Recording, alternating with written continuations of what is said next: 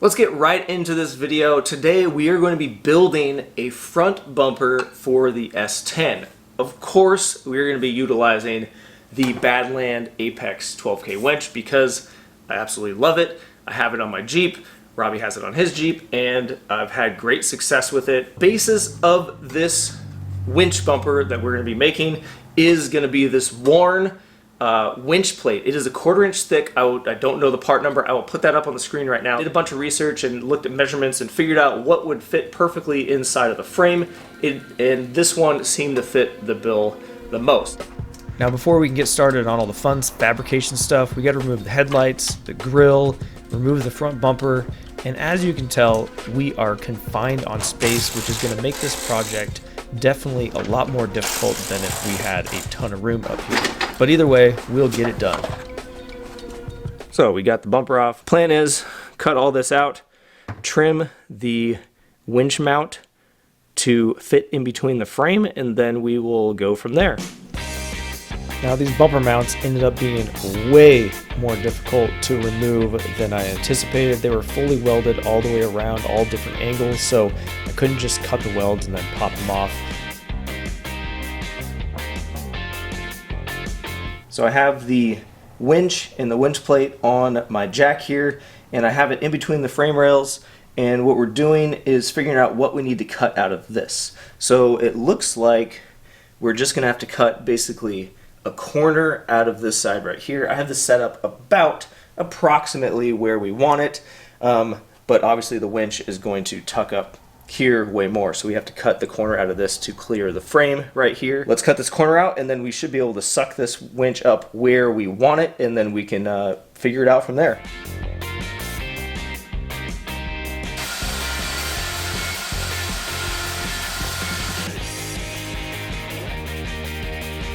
We have this setback in here with the mount cut out, notched into the frame. So it looks like I'm gonna have to extend this winch plate and get rid of this little corner right here to make it totally flat. So what we're gonna do is we're gonna take some 1/4 inch and extend this out to the edge of the frame so we can plate the side with the 3/16, and then basically make this a huge square, but we have to make it longer. So we're gonna have to grind this down and make a little tab here. Not that big a deal. This right here is gonna be able to allow me to remove the center section of tube. So if I ever have to replace the winch or get to it or service it or do whatever, I'll still have to pull this whole grill out. So I'll pull the grill out and then take the center section of tube out, and I can take the winch out and replace it. So I don't want to like box it in there where I'll never be able to get it out. So these tube things are going to allow me to do that, and it's going to be tight in here because the housing is so big. I'll probably have to notch it into this tube right here. So we will see. Let's just start cutting and grinding and just see what we come up with.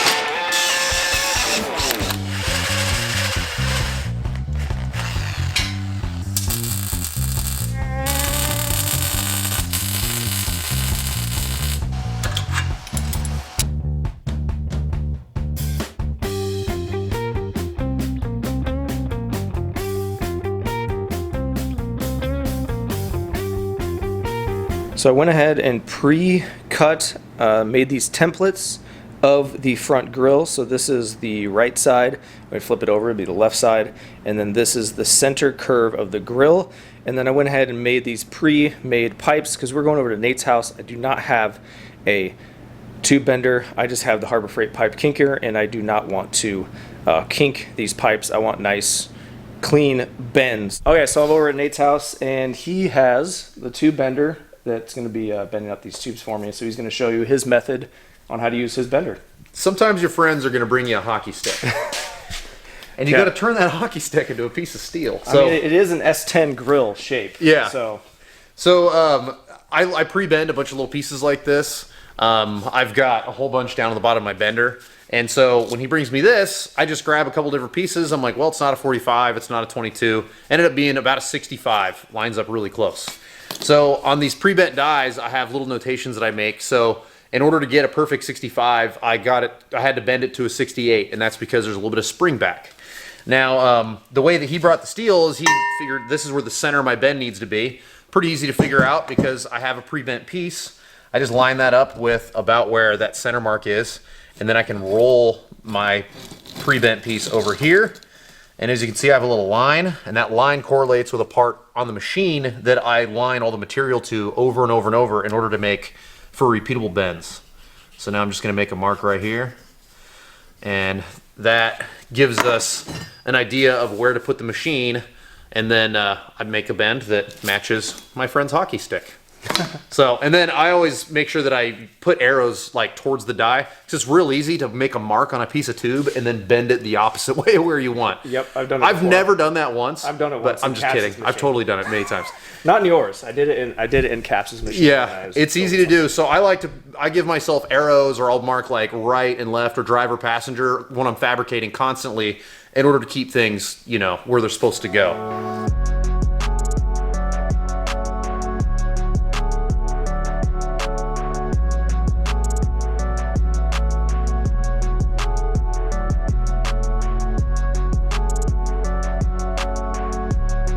Okay, so Nate finished up my bends, and big shout out to Nate. Make sure you check out his channel. Pound, dude, pound. That's what we do in Absolutely. Make sure you check out his build, Samurai build. It's going to be pretty sweet. I'm excited to ride passenger in it for sure. One day. One day. It feels like the finish line's very far. I feel like that on the S10. I started making a list, and it's getting longer by the day, even though I'm checking stuff off. Yeah. It's still getting longer. Because you're remembering more things that are undone. Like, I totally forgot about that, and I'm like, oh, I got to build exhaust. I got to build this, and I'm like, okay. Yeah. But anyways, thanks, and we'll see you later. These are our pieces that we bent at Nate's house, and they're going to go around the front of the S10 here. This will be the center section that's removable, and then the other side. So before I fully weld this whole thing, I wanted to make sure that test fit everything. I have my cutout here for my winch controller, so I can disengage and engage the winch. We got the cutout there for that, and I've made the side plates that are going to go to box this in just like that. So let's get to doing all that welding.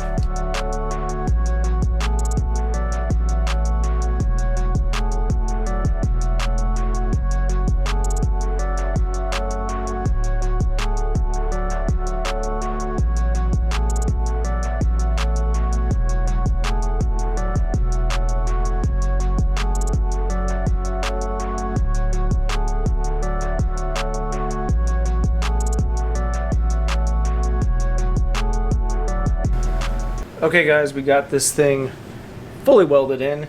The main structure of this bumper, this 1/4-inch plate that goes back to the frame, all the way across is done. The tie-in side plates are done. Our tie-in plates that encompass the frame right there is done. So it's tied in the frame in like 1, 2, 3, 4 different spots. And then I did leave this hole on the top. I didn't fill it in. I mean, if water and stuff gets in there, there are holes on the bottom that can drain water and stuff. So I didn't really want to make it totally enclosed. So now we got to start making the tubes that are going to integrate into our tubes that we just bent previously at Nate's house. So still a lot of fab to do, but we're getting there.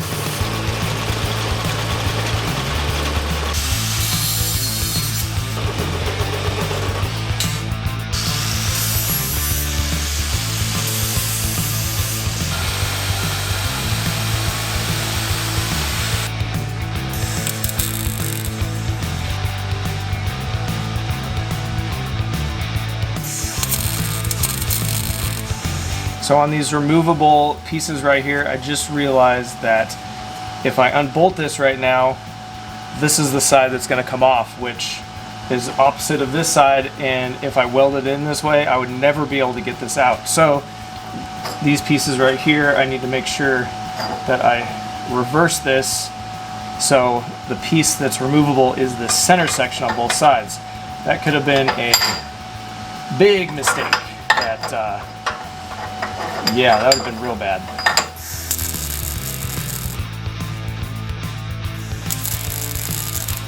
This top bar piece ended up being way more complicated and harder than I expected.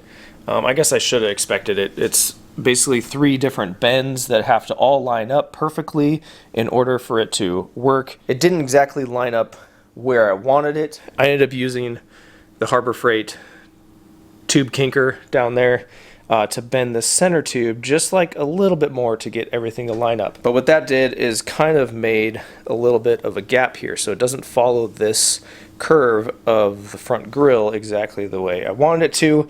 But no matter, it looks really good. I'm never going to think about this ever again, but I'm going to look on the bright side that when you're up on an obstacle and you need to grab onto the bumper to pull the winch out, there's nowhere to do it. Now we have a grab handle right here. So actually that comes in handy a lot, because you might have the front end up in the air and there's nothing to grab onto to pull the winch cable out. This will be a good solid handle that we can grab. Otherwise, without this little extra gap here, there's nothing to grab on the front of this bumper. So the next step is I have tube right here that we're going to go from the side plate here out to the edge of this to reinforce this outer corner. I intentionally made these tubes too long on the ends because I do not know where I'm going to be trimming the fender yet. I might save the whole fender. I might have to trim all the way to this edge here. I just don't know yet. So once I get the tire and the front end done and everything done in the front, and I know where everything's going to be, I can cut this end where I want it and put my end cap on and weld it on. I think I'll have to trim some of this up under here for this tube to be able to go there, but we'll see.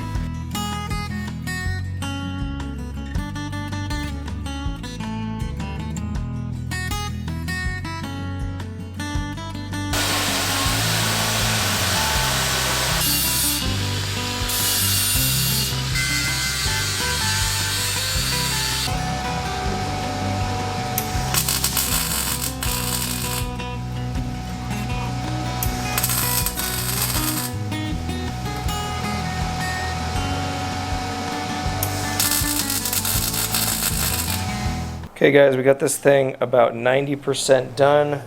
We got our tie-ins here, and everything on this top piece from here up is all tacked in. So if I need to, I will be able to remove it. I think I'm just gonna leave it this way for right now. Probably take me another 45 minutes to fully weld everything on this top bumper piece, but I am super happy with the way it turned out. And I don't know guys, it was a lot of work, but I think it was worth it in the end. There's no bolt-on bumper you can buy that will give you this. So we got our center section we can unbolt, and we got our free spool right here. We can freely get to it super easy, and overall I'm super happy with it, and let's keep going on this project. Well guys, that's going to do it for this video. Hope this inspires you to bust out your grinder, your welder, and tape measure and all that stuff, and just build stuff yourself. Everything that I built on this bumper was from scratch except for the main worn winch plate, which I bought. Everything was scrap metal except for the DOM tube. So I'm probably in this bumper about $200. So between the DOM tube I used and the cost of the winch plate, you could probably get a cheaper winch plate. I know you can. Some of you might be wondering why I got the worn one, which is actually narrower because I had to widen it to make it fit this. The reason I did that, I did a bunch of research, and all of the ones that were wider and longer, they were missing the whole front piece that went all the way across. This one just had a little corner 45 that I had to replace.